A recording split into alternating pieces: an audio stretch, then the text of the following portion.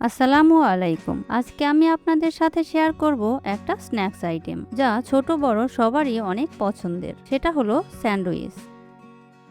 এর জন্য একটি পাত্র চুলায় বসিয়ে এর মধ্যে পানি দিয়ে দেব। এবার এর মধ্যে পরিষ্কার করে রাখা হাড় ছাড়া মুরগির মাংস দেব। এর মধ্যে দেব 1 চা চামচ আদা বাটা, পরিমাণ মতো লবণ, গোলমরিচের গুঁড়া প্রায় হাফ চা চামচ। এবার চুলা জ্বালিয়ে সব কিছু ভালো করে মিশিয়ে মাংস সিদ্ধ করে নেব। আমি প্রায় 15 মিনিট ঢাকনা দিয়ে ঢেকে সিদ্ধ করে নিয়েছি। সিদ্ধ হয়ে গেলে আমি মাংসগুলো পানি থেকে উঠিয়ে ঠান্ডা করে নেব।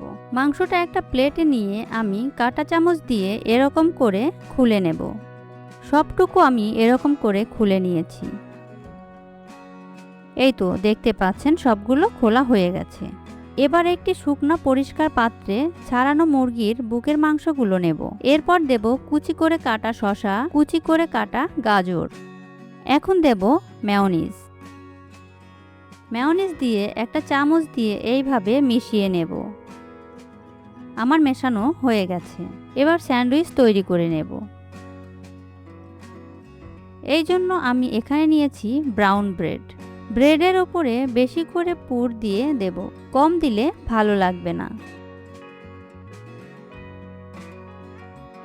এবার আরেকটা ব্রেড দিয়ে চাপা দিয়ে দেব এইভাবে। এইবার আমি একটি ব্রেড নাইফ দিয়ে এইভাবে কেটে নেব।